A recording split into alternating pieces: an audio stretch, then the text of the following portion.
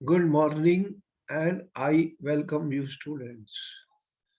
देखो, बहुत ही important topic है। क्वेश्चंस आने वाले हैं पेपर में और ऑलरेडी सीबीएसई ने अपनी डेट शीट और अनाउंस कर दी है। और जो भी पेपर है वो डिस्क्रिप्टिव है, उनमें आपने लिखना है। लेकिन कितना लिखना है ये सारे हम सैम्पल पेपर जब सॉल्व करेंगे बताएंगे, ज़्यादा नहीं लिखना। और हमारा जो टॉपिक चल रहा है वो है हाउ डू ऑर्गेनिजम्स रिप्रोड्यूस। तो लास्ट टाइम हमने आपको पूरा एक्सप्लेन किया कि कैसे जो रिप्रोडक्शन होती है ह्यूमन बींग्स की, और किस तरह से जो दो इंडिविजुअल्स हैं, एक मेल रिप्रोडक्टिव सिस्टम होता है और दूसरा फीमेल रिप्रोडक्टिव सिस्टम होता है, और कैसे जो मेल के गैमेट सेल हैं वो कंबाइन करते हैं, फ्यूज करते हैं एग्स ऑफ द फीमेल के साथ, और किस तरह से जो है वो बेबी बॉर्न होता है। अब इसके आगे और भी बहुत कुछ है, इसके बारे में हम देख रहे हैं कि यहाँ पर एक क्वेश्चन बहुत इंपॉर्टेंट है, व्हाट इज मेंस्ट्रुएशन। तो मेंस्ट्रुएशन क्या होती है, ये सेक्सुअल साइकिल्स इन फीमेल जो है ये क्या चीज है, ये बहुत इंपॉर्टेंट है। सेक्सुअल साइकिल्स इन फीमेल, इसको मेंस्ट्रुएशन भी कहते हैं। और ऐसा क्यों होता है, ऐसा क्यों होता है, यही हम पूरी स्टोरी बताने जा रहे हैं आपको, और यही इंपॉर्टेंट क्वेश्चन है। अब इसमें एक क्वेश्चन ये भी है, सेम क्वेश्चन आंसर, कि फीमेल के पास जो एग्स हैं अगर वो फर्टिलाइज नहीं होते तो फिर क्या होगा। और आपने देखा कि हर मंथ एक एग प्रोड्यूस होता है फीमेल फीमेल जो है उसके ऑर्गन्स में, सेक्सुअल ऑर्गन्स में। अगर ये फर्टिलाइज नहीं होता तो फिर इसका क्या रिजल्ट होगा। Let us see what is menstruation. ठीक है, मेंस्ट्रुएशन क्या है, सेक्सुअल साइकिल्स भी कहते हैं in females. An egg is released from either of the ovaries every 28 days. देखो, ओवरीज जो होती हैं फीमेल की, उसमें से हर एग जो है एक रिलीज होता है आफ्टर एवरी 28 डेज। तो हर 28 दिन के बाद एक एग रिलीज हो जाता है। दो ओवरीज बताई थी आपको, दोनों में से किसी में भी हो सकता है। अब अगर ये फर्टिलाइज नहीं हुआ, इसको अगर मेल ऑर्गन कैसे नहीं मिला स्पर्म, तो फिर ये फर्टिलाइज नहीं हो सकता। तो फिर अनफर्टिलाइज्ड एग जो होता है, unfertilised egg, it is alive for 24 hours. तो ये 24 घंटे तक अलाइव रह सकता है आफ्टर ओव्यूलेशन। तो uterus prepare itself to receive the foetus. Uterus तैयार होता है कि फेटस को रिसीव करने के लिए।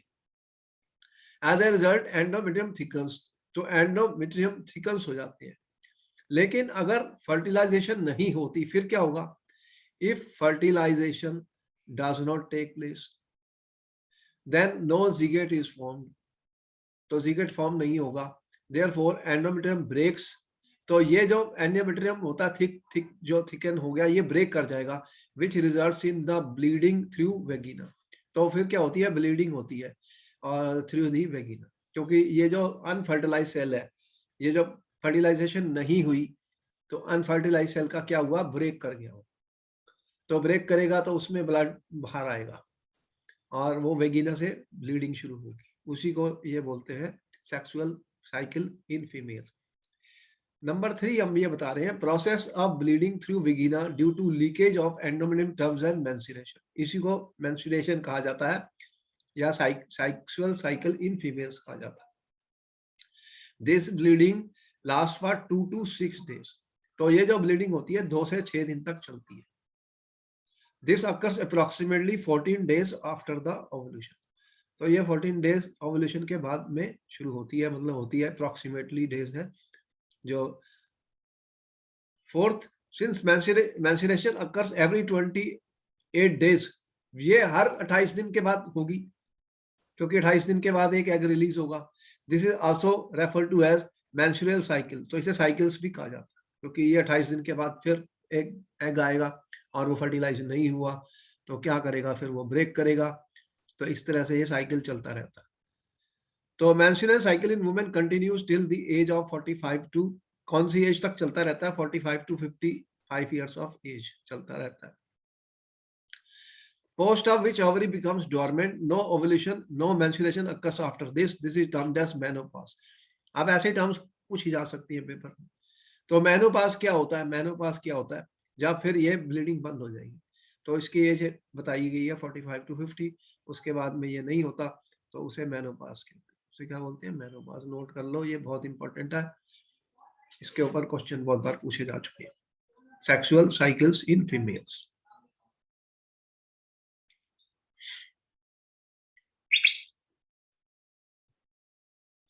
तो साइकिल है ये 28 दिन के बाद फिर शुरू होगा, इसीलिए इसे साइकिल बोला जाता है।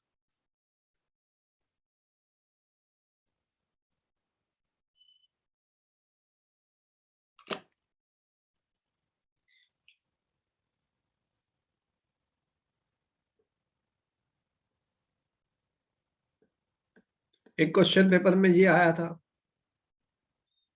क्वेश्चन के आंसर हम लिख रहे हैं। What was the question in the paper? Why does menstruation occur? Answer: menstruation occurs in females when the egg produced inside the cervix is not fertilized. जब सेल फर्टिलाइज नहीं होगा, not fertilized, important word, जब cell fertilise नहीं होगा, since the egg does not fuse with the male gamete, तो अब जो egg है वो मेल गैमेट उसको नहीं मिला, फ्यूजन नहीं हुई. So the thick and soft lining of the uterus having a lot of blood capillaries in it are not required. तो फिर उस ये रिक्वायर्ड नहीं होती, तो वो हमने अभी बताया था कि बस्ट कर जाता है और वो ब्लीडिंग स्टार्ट हो जाती है.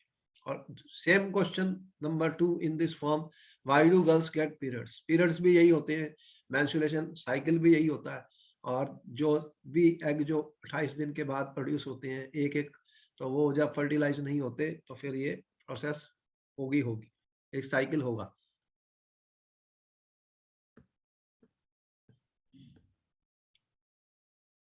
अभी तक जो हम स्टोरी बता रहे थे वो सारी ये थी कि रिप्रोडक्शन कैसे हो रही है. तो हमने एसेक्सुअल रिप्रोडक्शन बताया जो सिंगल पेरेंट करते हैं, फिर हमने सेक्सुअल रिप्रोडक्शन बताया, फ्लावरिंग ऑफ द प्लांट में बताया, फिर ह्यूमन बींग्स में भी बताया. और अब ये एक इंपॉर्टेंट पॉइंट है कि रिप्रोडक्टिव हेल्थ क्या चीज है. देखो कि जो ह्यूमन बींग्स रिप्रोड्यूस करते हैं ऑफस्प्रिंग्स को, वो बहुत ज्यादा एनर्जी वाला काम है, बहुत डिफिकल्ट वर्क है. मतलब बेबी को बॉर्न करना, और उसके लिए बहुत एनर्जी की रिक्वायरमेंट है. तो इसमें हेल्थ बहुत इंपॉर्टेंट फैक्टर है. तो रिप्रोडक्टिव हेल्थ जो है वो अगर हेल्थ ठीक नहीं होगी तो फिर ये बर्थ भी ठीक नहीं हो सकता और कई डिफिकल्टीज और प्रॉब्लम्स आती हैं. तो सेक्सुअल मैच्योरेशन तो हमने देख लिया कब होती है, जब बॉडी की ग्रोथ हो जाती है. और उसके बाद में हमने ये भी बताया कि रिप्रोडक्टिव ऑर्गन कौन कौन से हैं, और इस तरह से ये सारी प्रॉब्लम हमने फेस करनी है. अब हेल्थ कॉन्सिक्वेंसेस क्या है? What are the health consequences when we will try to get birth of a baby? What will be the health consequences? Let us see. तो हमने सबसे पहले क्या बताया कि जो रिप्रोडक्टिव हेल्थ है is a state of complete physical, mental and social well-being in all aspects of reproduction. अगर आप रिप्रोडक्शन करने जा रहे हैं तो हमें नॉलेज होनी चाहिए. We should have adequate knowledge. हमें नॉलेज होनी चाहिए. अगर इसकी नॉलेज नहीं है, विदाउट नॉलेज कि रिप्रोडक्टिव प्रोसेस कैसे होती है, व्हाट इज रिप्रोडक्टिव प्रोसेस, कौन कौन से ऑर्गन्स जो है वो इन्वॉल्व हैं, ऑर्गन्स जो रिप्रोडक्टिव ऑर्गन्स हैं, इनकी भी नॉलेज हमें होनी चाहिए. और जब मदर जो है वो बेबी की केयर कैसे करेगी, वो सारी नॉलेज भी मदर के पास होनी चाहिए. अब ये सारी बातें तो सबके पास है नहीं, कोई एजुकेशन तो हो नहीं रही. अब इसलिए ही स्कूलों में सेक्स एजुकेशन को इंट्रोड्यूस किया गया है और एजुकेशन दी जा रही है. जिन लोगों को कुछ भी नहीं नॉलेज, तो उनके लिए क्या होगा कि मदर की जो हेल्थ है वो बहुत खराब हो जाएगी और कई प्रॉब्लम्स आ सकती हैं. इवन प्रेगनेंसी जब हो जाती है तो कई डिफिकल्टीज आती हैं, डेथ भी हो जाती है कई बार. तो ये सारी इंपॉर्टेंट है कि ये हेल्थ का एक बहुत बड़ा फैक्टर है. तो इसीलिए ये इम्पोर्टेंट है कि ये सारी नॉलेज जो है ये लोगों को दी जाए, ताकि उन्हें समझ में आए कि ये सारा जो बर्थ है वो किस तरह से होता है और उसमें किस तरह की हमें प्रिकॉशंस लेनी चाहिए, या जो वैसे ही मान लो सेक्स कर रहे हैं या इंटरकोर्स कर रहे हैं, तो वहां पे प्रेगनेंसी भी हो सकती है, तो फिर वो कैसे हैंडल करेंगे? ये सब कंट्रीज में प्रॉब्लम चल रही है, आपको ऑलरेडी पता है, दूसरे देशों में बहुत ज्यादा है।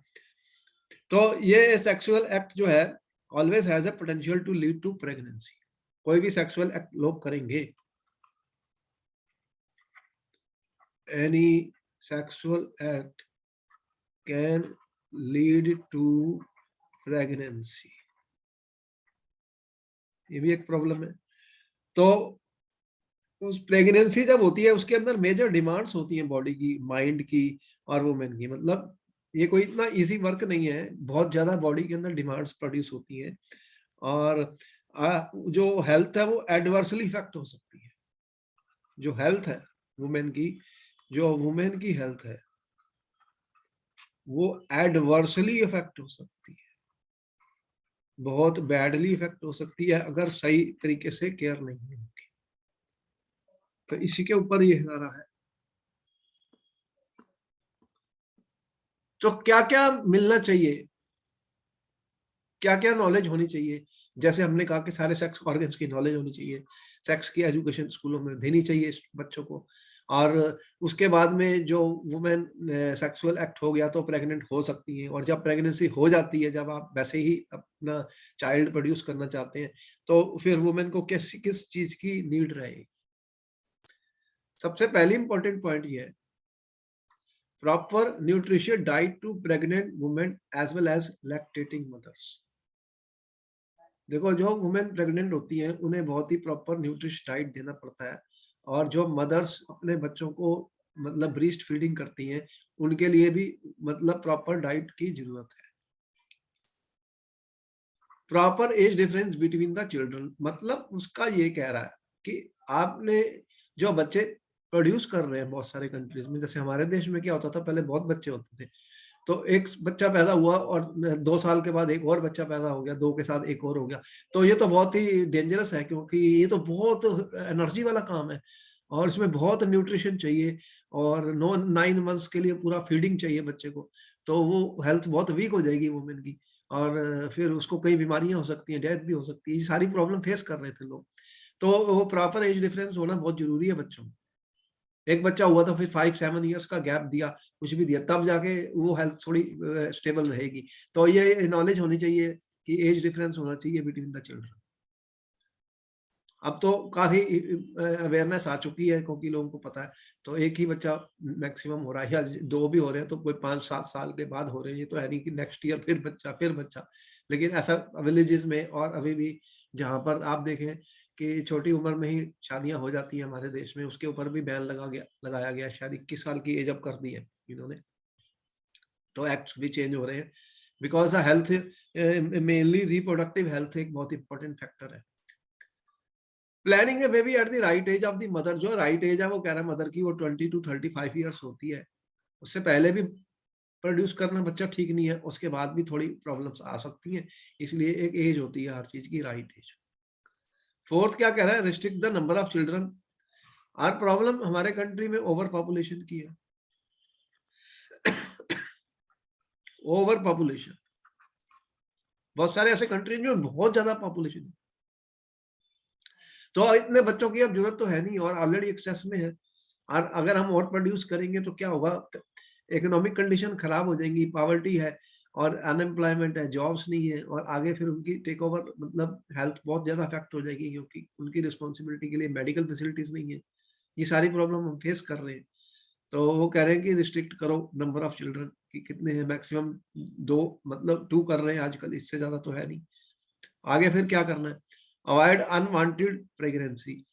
अब होगा क्या कि जब सेक्सुअल मेच्योरेशन हो जाती है मेल और फीमेल्स की, आप देख रहे हैं सेक्सुअल मेच्योरेशन हो गई, तो उस समय एक डिजायर सेक्स की हो जाती है लोगों को, और उससे क्या हो सकता है, अनवांटेड प्रेगनेंसी।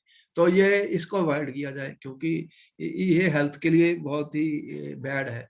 इसका जो कंसिक्वेंस है वो अच्छा नहीं है रिप्रोडक्टिव हेल्थ के लिए। Therefore this should be avoided. This is a major problem in many countries. आप देखेंगे न्यूज में कभी कभी देखते हैं कि दूसरे देशों में बहुत ज्यादा सेक्स लोग करते हैं, तो ये एक बहुत ही एक सीरियस प्रॉब्लम है। हमारे कंट्री का कल्चर डिफरेंट है, तो इसलिए अभी हमारे यहाँ ये प्रॉब्लम बहुत कम है, बहुत कम है।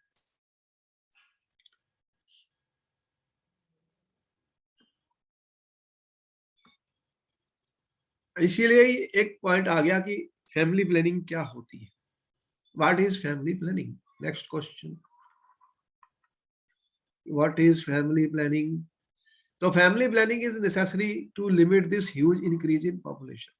हमारे कंट्री में ऐसे कई स्टेप उठाए गए जिससे उन्होंने कहा कि 2 से ज्यादा बच्चे मत करो, और इसके लिए उन्होंने फैमिली प्लानिंग की कई स्कीम्स गवर्नमेंट ने ऐलान की और उनको लागू करने के लिए भी लोगों को बोला, क्योंकि ओवर पॉपुलेशन हो रही थी और बहुत ज्यादा रिप्रोडक्शन हो रही थी। अब तो बहुत चेंजेस आ चुकी हैं, ये बहुत पुरानी बात है। तो ओवर पॉपुलेशन से बहुत सारी प्रॉब्लम्स आती हैं। What are the problems of over population, ये क्वेश्चन 1 था। Question 2, what are the problems of over population, over population की क्या प्रॉब्लम्स हैं।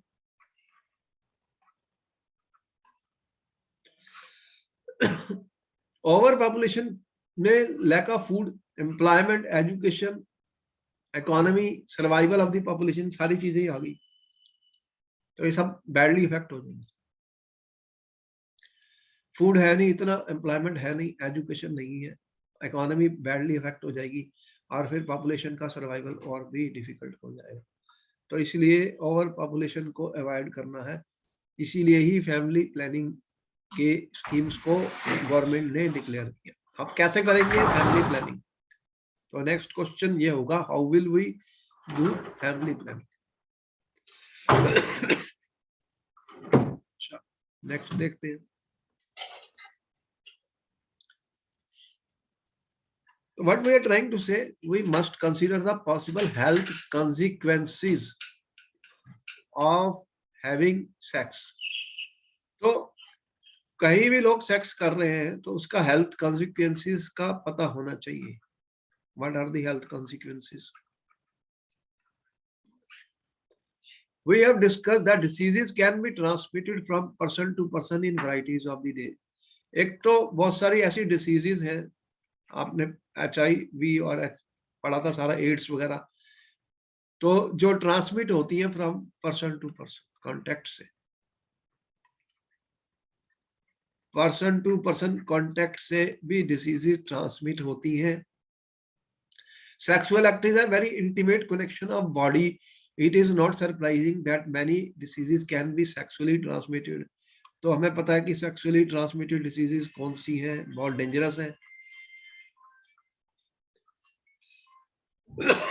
सेक्सुअली ट्रांसमिटेड डिसीजेस, ये बहुत इंपॉर्टेंट है। दीज इंक्लूड बैक्टीरियल इन्फेक्शंस हैं such as gonorrhoea, syphilis, the viral infections भी हैं, HIV, एड्स, ये वायरल से होती हैं। देखो बैक्टीरियल वाली भी हैं, बैक्टीरियल इन्फेक्शंस हैं और वायरल इन्फेक्शंस हैं।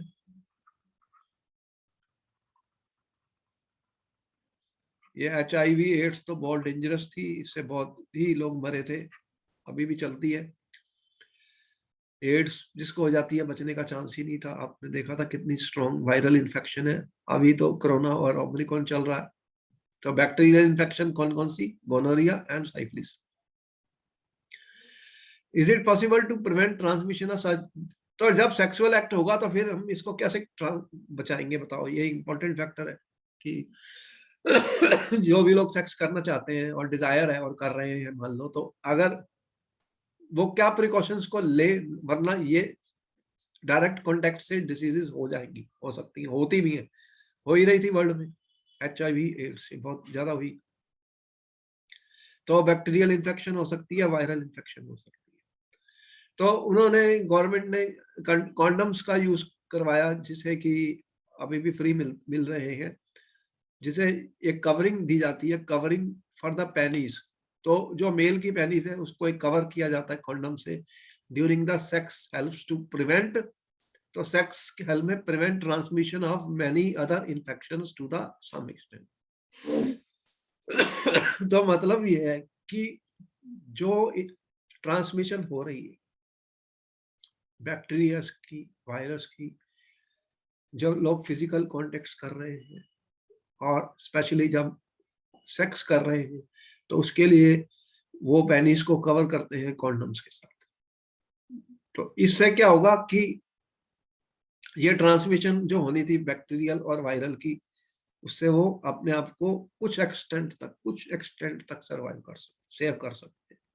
फुल प्रूफ कोई भी चीज नहीं, फुल प्रूफ नहीं है, इससे वो प्रोटेक्शन कर रहे हैं। और कौन से मेथड है देखते हैं। तो यहाँ पर हमने कौन सा बताया, कॉन्डम। जैसे दुनिया कर रही है यार, सिर्फ आप ही हो क्या काम करने वाले दुनिया में। अब उसके बाद में क्या है कि birth control and contraception. What is birth control and contraception, ये क्या चीज है, लेट अस सी। अब जो मेन प्रॉब्लम ये है कि what is birth control and contraception. तो देखो कि कैसे हम बर्थ को कंट्रोल कर सकते हैं, how can we control the birth.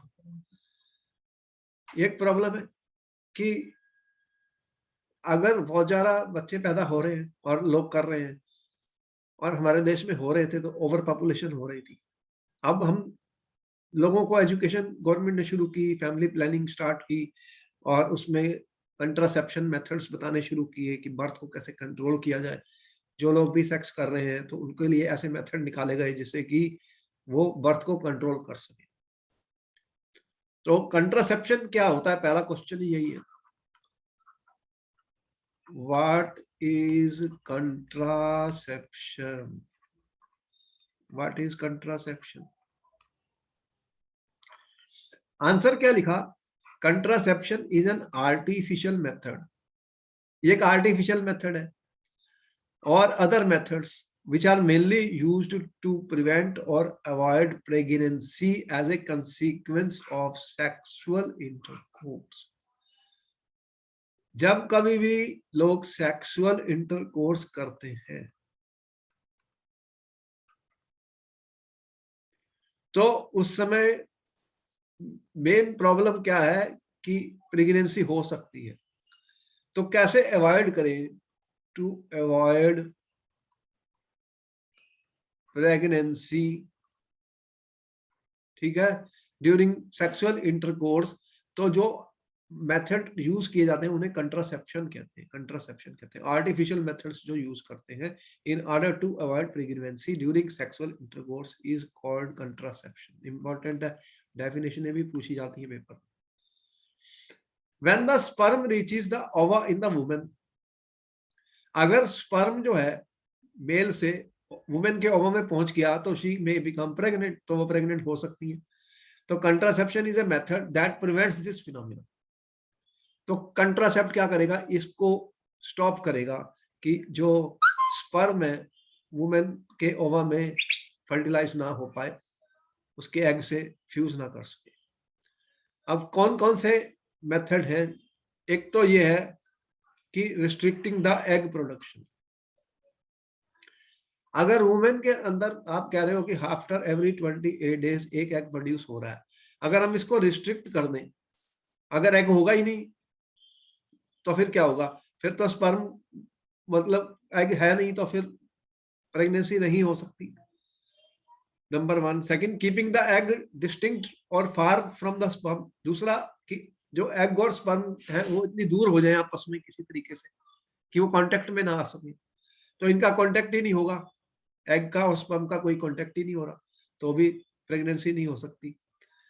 Bye stopping the fertilized egg attaching to the lining of the womb. और क्या होता है कि जो फर्टिलाइज्ड एग होता है जब फर्टिलाइज हो जाता है उसके बाद वो अटैच करता है किसकी, लाइनिंग ऑफ द वॉम्ब के साथ, वुमेन की जो लाइनिंग ऑफ द वॉम्ब है उसके साथ अटैच होता है। अगर वहां पे वो अटैच नहीं होगा तो फिर आगे प्रोसेस नहीं होगी।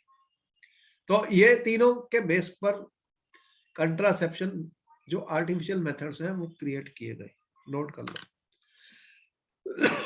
ये सब नोट कर लो। अभी देखते हैं कौन कौन से हमारे कंट्री में यूज हो रहे हैं।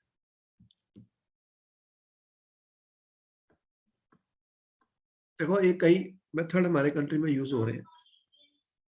एक है नेचुरल मेथड। नेचुरल मेथड क्या है? It involves avoiding the chances of meeting the sperm and the ovum. In this method sexual act is avoided from day 10 to 17th of menstrual cycle because, अब ये कह रहा है कि women को पता है कि उसके मेंस्ट्रुअल साइकिल का जो टाइम है वो क्या है,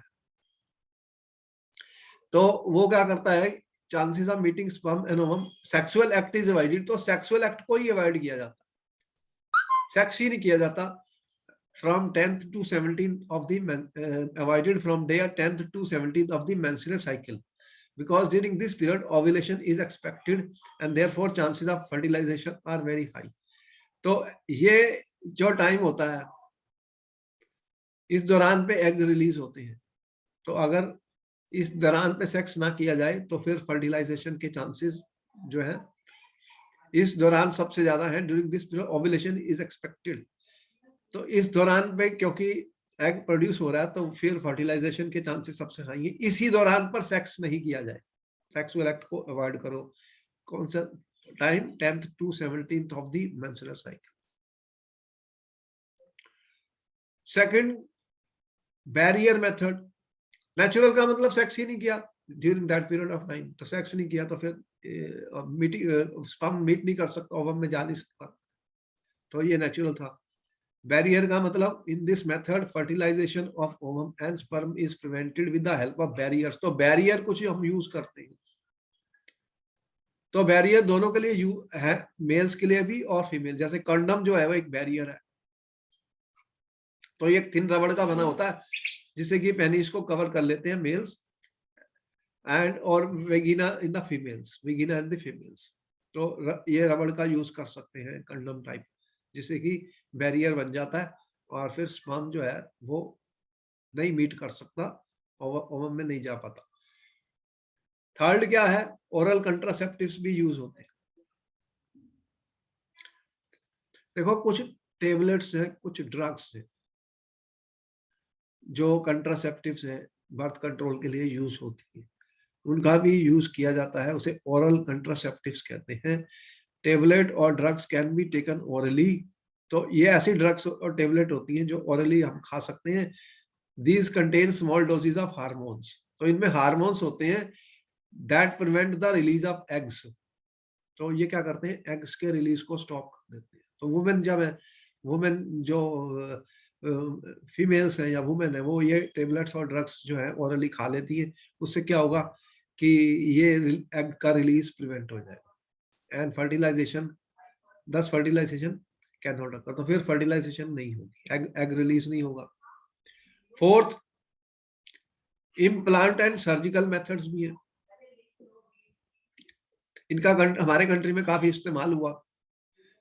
कंट्रासेप्टिव सच एज लूप होता है और कॉपर टी होता है, ये इम्प्लांट किए जाते हैं, इम्प्लांट किए जाते हैं placed in the uterus to prevent pregnancy. तो वुमेन के उटेरस में कॉपर टी या लूप लगाते हैं जिससे कि प्रेगनेंसी अफेक्ट, मतलब प्रेगनेंसी जो है वो नहीं होगी, तो इस कंट्रासेप्टिव है। और सर्जिकल मेथड्स होते हैं जिससे कि to block the gamete transfer, ऐसा सर्जिकल मेथड जिससे कि जो गैमेट है वो मेल गैमेट ट्रांसफर ही नहीं हो सकता। It includes blocking of vas deferens to prevent transfer of sperms known as vasectomy, तो ये मेल्स में की जाती है सर्जिकल वैस्कीटोमी, जिससे कि स्पर्म का ट्रांसफर ही नहीं होगा। और फीमेल फेलोपियन ट्यूब्स जो होती हैं वुमेन के अंदर, फेलोपियन ट्यूब्स कहाँ देखी? वुमेन के फीमेल ऑर्गन्स में आपने देखी, रिप्रोडक्टिव ऑर्गन में, तो वो उसको ब्लॉक किया जाता है so that egg will not reach the uterus known as tubectomy. तो वुमेन के लिए ट्यूबोटॉमी होती है और मेंस के लिए वैस्क्यूटॉमी। तो ये सर्जिकल मेथड, सर्जरी की जाती है जिससे कि, मतलब मेन चीज ये है कि जो स्पर्म है वो एग के साथ ना मिल ना सके, तो फिर फ्यूजन नहीं हो सकती, फर्टिलाइजेशन नहीं होगी, तो फिर आगे बर्थ कंट्रोल हो जाएगा, बर्थ भी नहीं होगा। तो ये सारे मेथड्स का यूज हो रहा है। हमारे कंट्री में ये सब मेथड यूज हो रहे हैं, सभी जगह ही हो रहे हैं।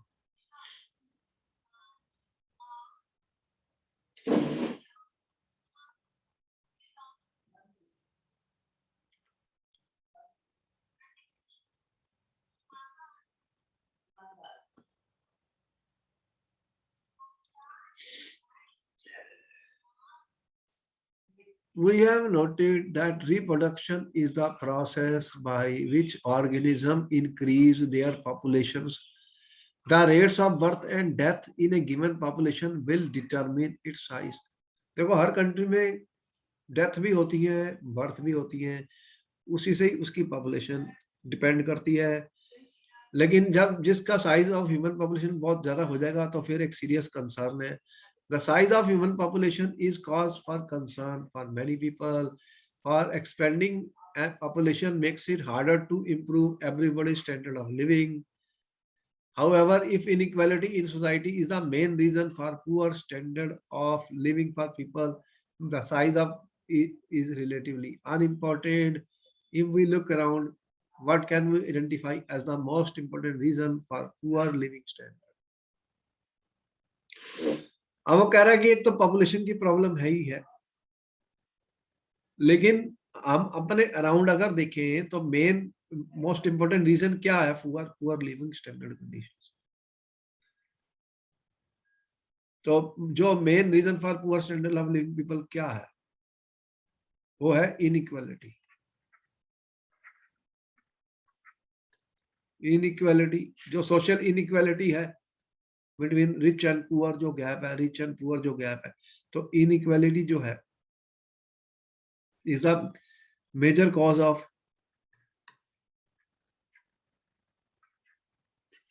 Poor standards of living. Poor standards of living inequality है, इनइक्वालिटी जो है वो पुअर स्टैंडर्ड का मेजर कॉज है। अब इसके ऊपर क्वेश्चन आ गए। चैप्टर, ये चैप्टर खत्म हो गया, the chapter ends here. We have some questions जो हम अभी करने जा रहे हैं। पहला क्वेश्चन स्क्रीन पर आ रहा है स्टूडेंट्स। ये क्वेश्चन में कह रहा है कि पहला क्वेश्चन देखिए, what is the difference between pollen, how pollination is different from fertilization। क्या आंसर किया था हमने? यू हैव 1 to 2 minutes, आपके पास 1 से 2 मिनट का वक्त है आंसर करने के लिए। स्टूडेंट्स एक टेबल बनाइए, पॉलिनेशन और दूसरा है फर्टिलाइजेशन। तो पॉलिनेशन में क्या हुआ था? ट्रांसफर ऑफ, क्या ट्रांसफर हुआ था? Pollen grain.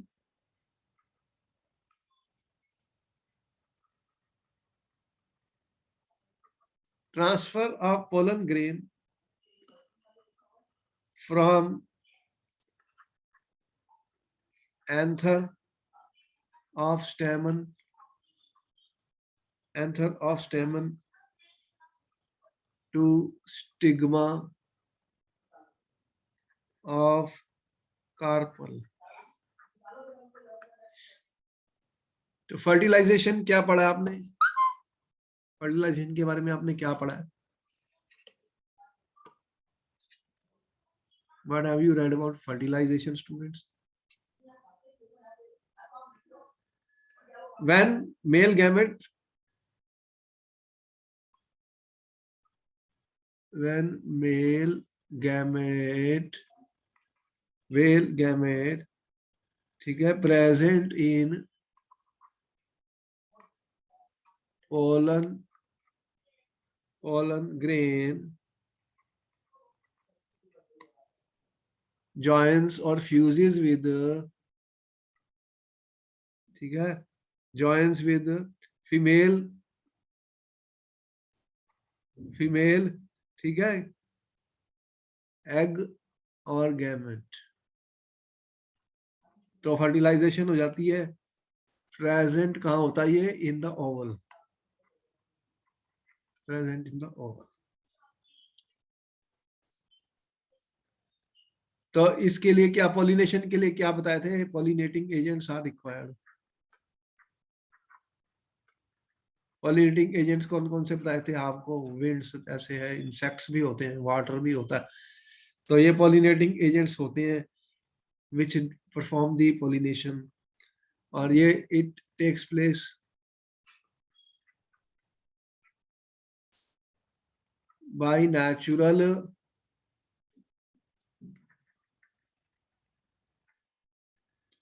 और artificial methods.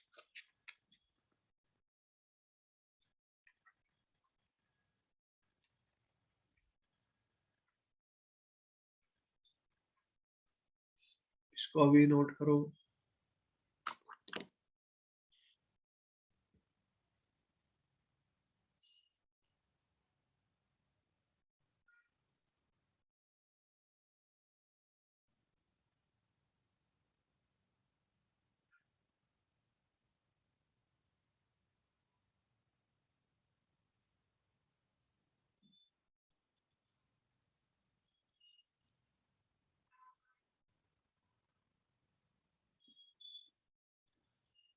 Question number 2 is on the screen.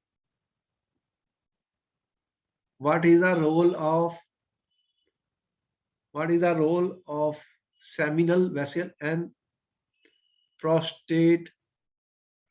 तो इसका क्या रोल है?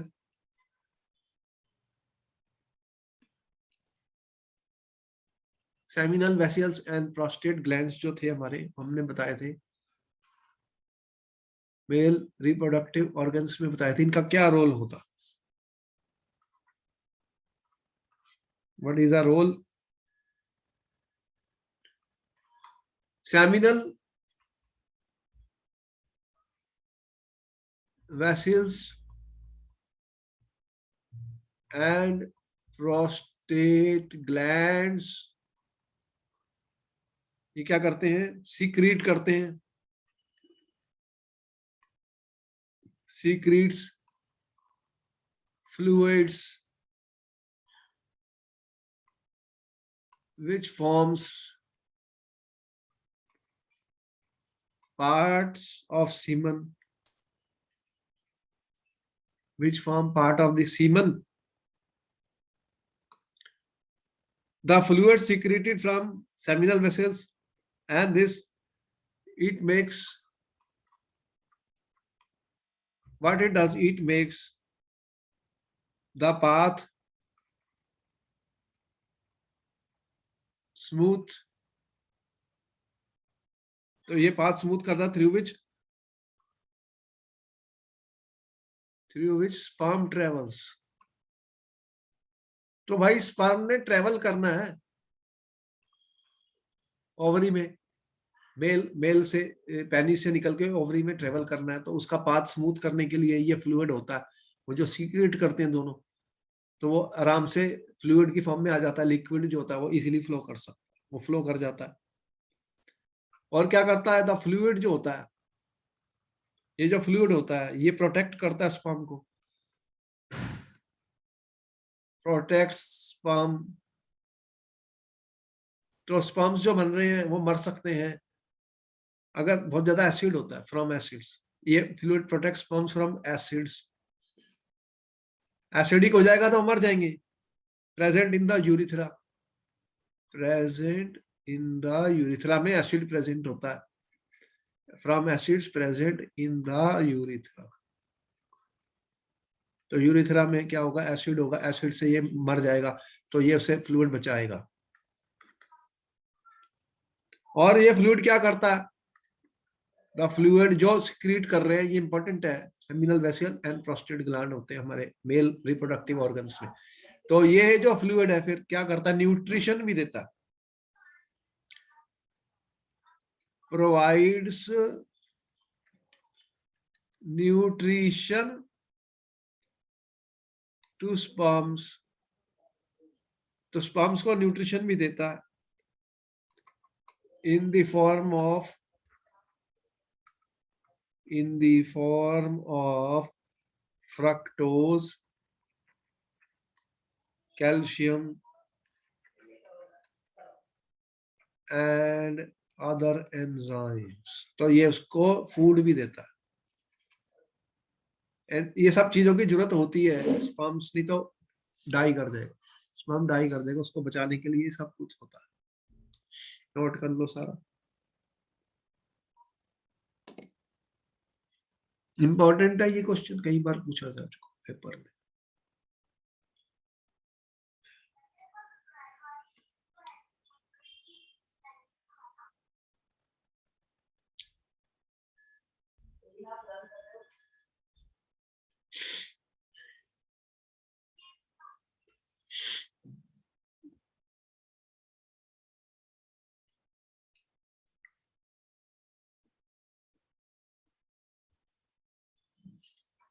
What are the changes seen in the girls at the time of puberty?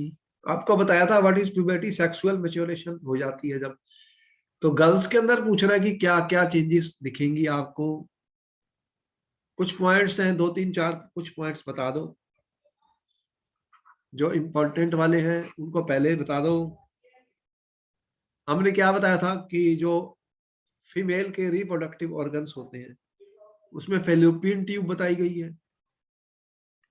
क्या बताई थी? फेलोपियन ट्यूब है, उटेरस है, वेगीना है, ये एनलार्ज हो जाते हैं, इनके साइज बढ़ जाते हैं। और जो ओवरीज होती है वुमेन के अंदर, जो लड़कियों में, गर्ल्स के ऊपर कह रहा है, तो ओवरीज क्या करेंगी? ठीक है, they start to release eggs, वहां से एग्स रिलीज होने शुरू हो जाते हैं। हर 28 डेज के बाद एक एग रिलीज हो रहा है। 2 ओवरीज होती है, दोनों में से किसी एक में से भी आएगा। और उसके अलावा कई और पॉइंट्स बताए थे बहुत सारे कि extra fat is deposited in various parts of the body. और जो मेमोरी ग्लैंड्स होते हैं, मेमोरी ग्लैंड्स होते हैं, जो ब्रीस्ट होते हैं, जो ब्रीस्ट फीडिंग तो करनी पड़ती है बेबी की, ब्रीस्ट होते हैं, ठीक है, ब्रीस्ट होते हैं, वो डेवलप हो जाते हैं, डेवलप एंड एनलार्ज। तो वो ब्रीस्ट फीडिंग, बच्चे के दूध पिलाने के लिए ये सारे ग्लैंड्स बड़ी जो है लार्ज हो जाते हैं, डेवलप हो जाते हैं। और यूजुअली हेयर ग्रोथ भी देखी जाती है, hair growth under armpits and pubic regions. ये ज्यादा इंपॉर्टेंट है, ऊपर वाले मैंने इसलिए उनको पहले लिखा है। Hair grow under armpits and pubic region. तो नोट कर लो सारे पॉइंट्स।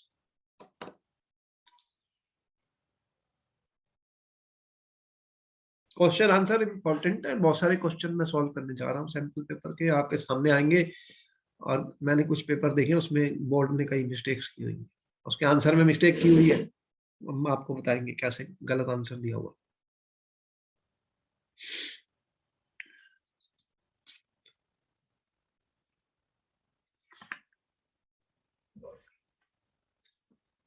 चलो नेक्स्ट क्वेश्चन आ गया। रिकॉर्डेड वीडियोस आपको मिल रही हैं, जब कभी भी चाहो दोबारा देख सकते हो। ये सारे के सारे लेक्चर्स जो है आपको 11th 12th मेडिकल IIT जब भी कोई भी एग्जाम दोगे, उन सब में यूज होने वाले हैं, काम आने वाले हैं। हमने काफी क्वेश्चन को सॉल्व किया और पूरा एक्सप्लेन किया। क्वेश्चन क्या? How does embryo gets nourishment inside the mother's body? अब मदर की बॉडी में ये जो एम्ब्रियो होता है, इसको नरिशमेंट चाहिए, तो पूछ रहा है नरिशमेंट कैसे मिलेगी। इसका आंसर आपको लिखना है।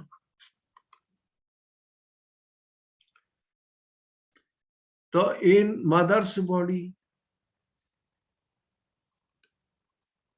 तो मदर की जो बॉडी होती है, एम्ब्रियो गेट्स नरिशमेंट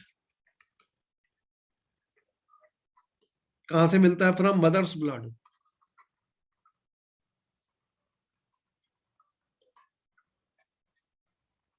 और कैसे मिलता है ये इंपॉर्टेंट है, ब्लड से मिलता है, मदर की ब्लड से।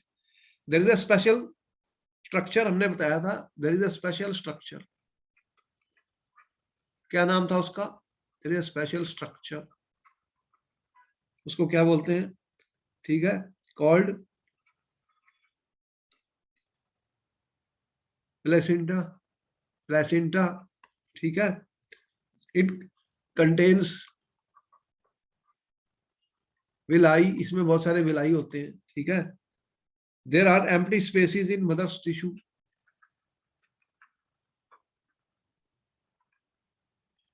Empty spaces in mother's tissue,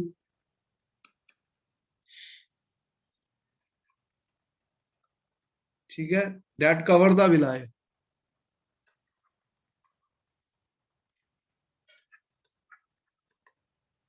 it provides large surface area,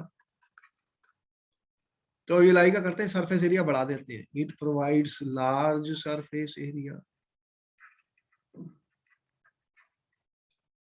provides large surface area for the transfer of,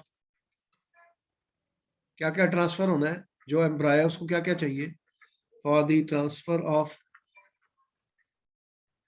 glucose, oxygen, ठीक है, and other substances, and other substances from mother to embryo.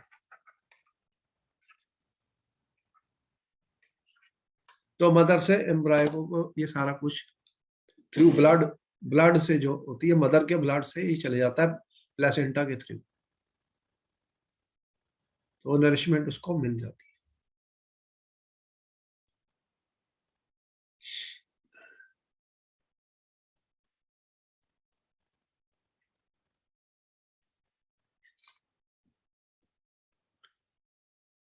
Another question: if a woman is using copper tea, will it help in protecting her from sexually transmitted disease?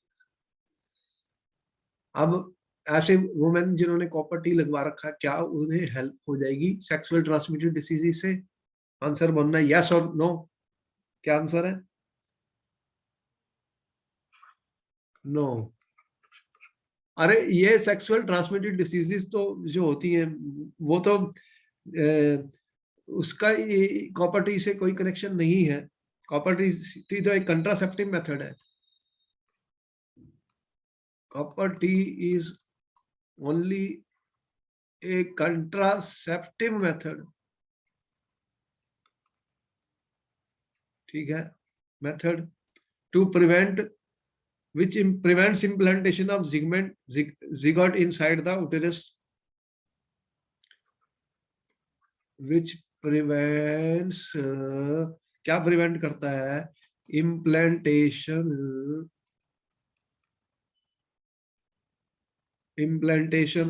ठीक है of zygote, implantation of the zygote, तो zygote का implantation ये जो है वो बंद करता है, ठीक है, zygote inside the uterus.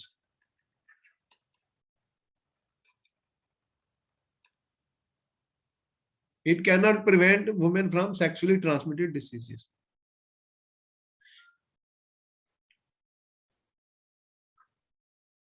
Sexually transmitted diseases,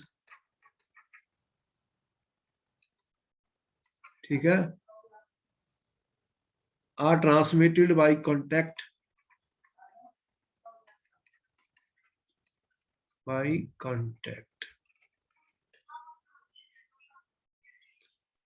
cannot be prevented by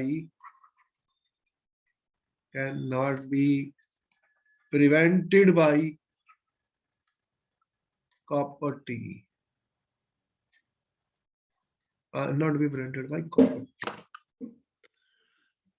तो ये सारे क्वेश्चन आंसर हो गए हैं और ये चैप्टर खत्म है। और नेक्स्ट जो हमारा टॉपिक है वो है पीरियोडिक क्लासिफिकेशन ऑफ एलिमेंट्स।